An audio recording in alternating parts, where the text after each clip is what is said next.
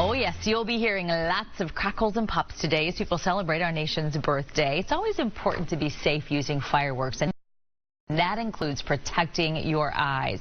Dr. Sean Kavusi, a retinal surgeon, is here. Good morning. Welcome to Houston's Morning Show. Happy 4th. And I know what people are thinking. Yeah, that happens to somebody else. But tell that to the 2,000 people who end up in the ER every year with injuries to their eyes. Absolutely. There's no quicker way to turn a happy 4th of July into an unhappy 4th of July than an unexpected fireworks injury. And it really is quick. It happens in a split second before any of us has a chance to react. When you combine this massive velocity of the explosion with the incredibly high temperatures, you can get severe injuries, and it's no surprise that you get 2,000 eye injuries every year, and 75% of them occur this month surrounding the holiday today, the 4th of July. Because they're playing with those fireworks and something unexpected happens.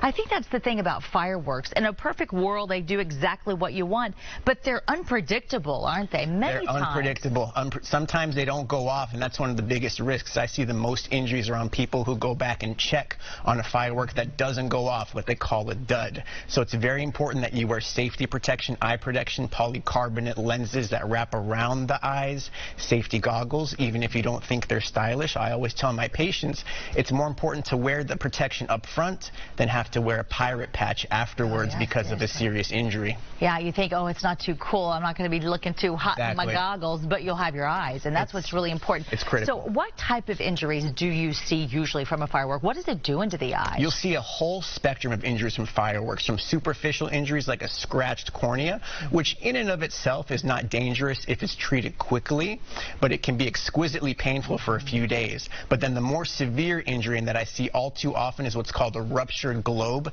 an open globe injury where the eye wall is actually ruptured and there's a defect. I can't even stand the sound of that. That sounds terribly painful. Absolutely. It's such a sensitive organ to where there's a highly integrated nerve tissue that connects with the brain to process our vision, and that tissue, when it's disrupted from an open eye wall, the visual recovery is often questionable and damage can be irreversible. Yeah, so we're talking about people are out having fun tonight, they're playing with fireworks, and then all of a sudden they may lose their eyesight over it. They may, so it's a very serious issue. We just saw sparklers, and that's something that people just have a tendency to hand to the toddlers even. It just seems like, oh, it's safe and fun, it makes a great picture. What do you say about sparklers? You know, just because the sparklers are small, that does not make them safe.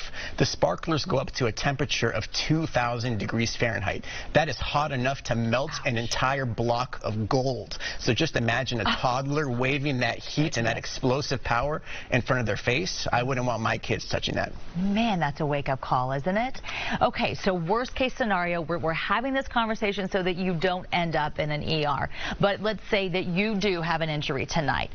I mean, typically emergency rooms, when you go with an eye injury, they say wait and see, you know, an ophthalmologist. What do you do? Will there be people on hand who can help you, or what do you do with an eye injury? Absolutely. So in this case, if you are established with an eye clinic already, if you have an ophthalmologist or an optometrist, call their office. Most offices have a doctor on call that can guide you what to do and where to go. If you're not established, then go to the emergency room, cover the eye with a metal shield if you can, and don't do anything to the eye. Don't try to put drops in. Don't try to remove any foreign material. Let the professionals take care of it. Hopefully that's not going to happen. That's why we're talking about this. Dr. Kavusi, thanks for coming in for Berkeley Eye Center, for all you do for our community.